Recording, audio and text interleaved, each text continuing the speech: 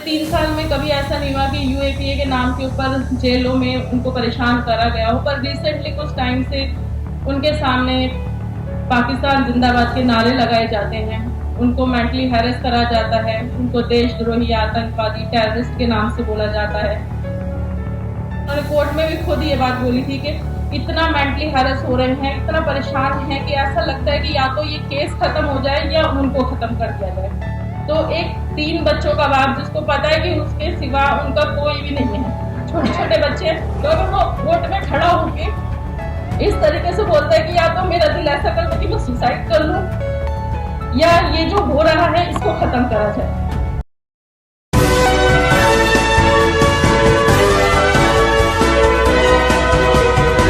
शुक्रिया आप सभी साथी का यहाँ आने के लिए। आप सभी जानते हैं कि खालिद को 3 साल हो गए हैं अरेस्ट हुए। जिस तरीके से उनको अरेस्ट करा था वो भी आप सभी जानते हैं। मेरे पास कुछ सवाल हैं जो जिन पुलिस वालों ने जब वो पुलिस बने थे उन्होंने एक कसम खाई थी कि हम लोगों की रक्षा करेंगे संविधान को हाथ में लेकर, आज वो उसी न्यायालय में खड़े होकर बड़े गर्व से झूठ बोलते हैं। वो बोलते हैं कि खालिद को जब चोटें लगी थी तो खालिद पत्थरों पे गिर गए थे, खालिद के ऊपर से एक भीड़ गुजर गई थी जिसकी वजह से उनके पैरों में चोट लगी। जबकि जो वीडियोस सामने आई थी वो बहुत क्लियर थी कि खालिद किस तरीके से थाने तक उनको ले जाया गया, जिस जगह से अरेस्ट करा था, और थाना 5 मिनट से भी कम का वॉकिंग डिस्टेंस है वहां से। तो आज ही के दिन 3 साल पहले 27 फरवरी को सुबह में मैं खालिद से जब मंडोली जेल मिलने गई थी तो मैंने उनको व्हील चेयर पे देखा था।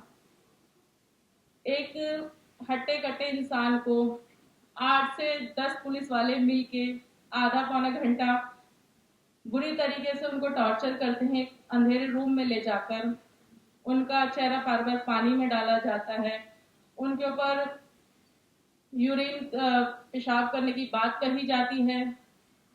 तो वो पुलिस वाले, उनका नाम कहाँ है?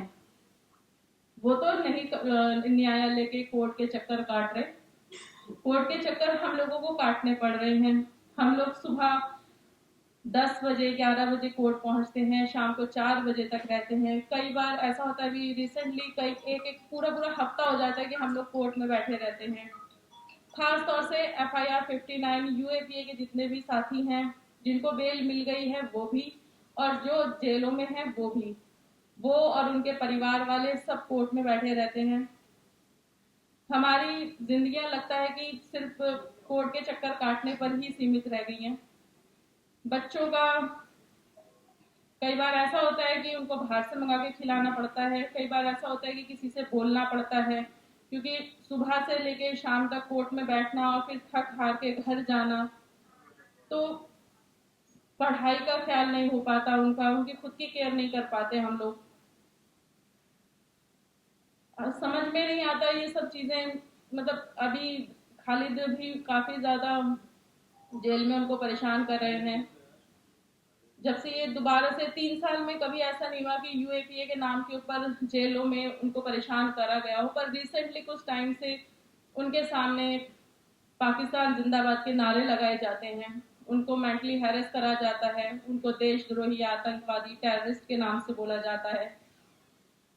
कई बार उनको उनके बैरिक चेंज कर दिए जाते हैं, खाने के लिए कुछ नहीं दिया जाता, बीमार हो जाते हैं तो जेलों के हालात इतने बुरे हैं कि जिस तरीके की वहां पर सरकार ने फैसिलिटी के नाम पर जो वहां पर धोखा दिया हुआ है लोगों को, दवाइयां एक्सपायर हो गई होती है तो वो दवाइयां होती हैं वहां पर। तो इतना खालिद ने खुद कई बार अपनी वो दवाइयां देखी हैं जिनके ऊपर डेट नहीं होती। डायबिटीज की दवाइयां हम लोग, कई बार ऐसा होता है कि अंदर से इतनी मुश्किलों से एक एप्लीकेशन, सिर्फ एक शुगर की दवाई के लिए एप्लीकेशन, हफ्तों तक वो बस आगे आगे आगे साइन साइन साइन के बाद कहीं जाके बाहर से अंदर भेजी जाती है। तो जो वहां पर लोग रह रहे हैं, एक खालिद ने खुद मुझे बोला था कि यहाँ के हालात इतने बुरे हैं कि जैसे अंग्रेजों के टाइम पे जेल होती थी शायद वैसी ही है। वहां पर आप किसी ऑफिस में अगर आपको बुलाया जाता है तो आप उस ऑफिस में चप्पल पहन कर नहीं जा सकते। आप किसी के सामने कोई पुलिस ऑफिसर बात कर रहा है तो ऊंची आवाज में बात नहीं कर सकते, हाथ बांध के खड़ा होना पड़ता है। आप किसी भी ऑफिसर के सामने उसके ऑफिस में जाएंगे तो आप किसी चेयर पे टेबल पे नहीं बैठ सकते, आपको खड़े रह के बात करनी होगी। आप चाहे पता सबको होता है कि आप किस जुर्म में आए हैं, आप कौन हैं क्या हैं, पर जो उनकी मानसिकता बनाई गई है, जो उन्होंने मीडिया में देखा है, खास तौर से खालिद को लेके अभी जब मीडिया ट्रायल हुआ था उसके बाद से जो उन लोगों ने उनके बारे में सोच और इमेज बना रखी है अपने दिमागों में कि खालिद को किस तरीके से उनको कई बार किसी विदेशी नाम के नाम पर उनको टॉर्चर करते हैं। सबको पता है कि क्या क्या हुआ था मीडिया में। तो बहुत सारी चीजें वो बर्दाश्त नहीं कर पाते क्योंकि खालिद उस तरीके के इंसान है नहीं। आप लोगों में ज्यादातर लोग उनको जानते ही हैं, ज्यादातर लोग उनसे मिले होंगे, उनके दोस्त भी होंगे। तो उनकी आवाज, उनका बिहेवियर लोगों के साथ किस तरीके का होता है वो बिल्कुल वहां पर उनको अभी उन्होंने कोर्ट में भी खुद ये बात बोली थी कि इतना मेंटली हैरेस हो रहे हैं, इतना परेशान है कि ऐसा लगता है कि या तो ये केस खत्म हो जाए या उनको खत्म कर दिया जाए। तो एक 3 बच्चों का बाप जिसको पता है कि उसके सिवा उनका कोई भी नहीं है, छोटे छोटे बच्चे, तो अगर वो कोर्ट में खड़ा होके इस तरीके से बोलता है कि या तो मेरा दिल ऐसा करता है कि मैं सुसाइड कर लूं या ये जो हो रहा है इसको खत्म करा जाए। एक बेगुनाह इंसान को खड़ा कोर्ट में परेशान करना, कोर्ट जेल में परेशान किया जाता है, उनको इस हद तक ला दिया जाता है इतनी बुरी तरीके से कि वो अपने आप को खत्म करने की बातें सोचने लग जाते हैं। तो कहीं ना कहीं मुझे नहीं लगता कि खालिद जैसे इंसान को मतलब पर इतना ज्यादा वो अपने दिमाग के ऊपर अपने वो कभी भी इस तरीके की सोच रखने वाले इंसान नहीं थे, कभी भी नहीं। अभी भी वो इतना परेशान है, वो सब सिर्फ इसी चीज को लेके हम लोग यही सोचते रहते हैं कि खालिद बस अब बच्चों के लिए आ जाए बाहर, या केस तो लगा दिया है चलता रहेगा, पता नहीं कब तक चलेगा, पर बेल तो मिल जानी चाहिए कम से कम, अपने पास अपने बच्चों के पास अपने घर में आ जाए। पर ऐसे कुछ आसार लग नहीं रहे। ऑर्डर रिजर्व करा हुआ है काफी टाइम से, उसको रिजर्व करके क्यों रखा है, इतने दिन हो गए हैं अभी तक उसका कोई फैसला नहीं आ रहा है। तो बस हम लोग इसी उम्मीद से हर रोज उठते हैं कि काश आज वो दिन होगा जिस दिन खालिद का बेल ऑर्डर आएगा और उनको बेल मिलेगी।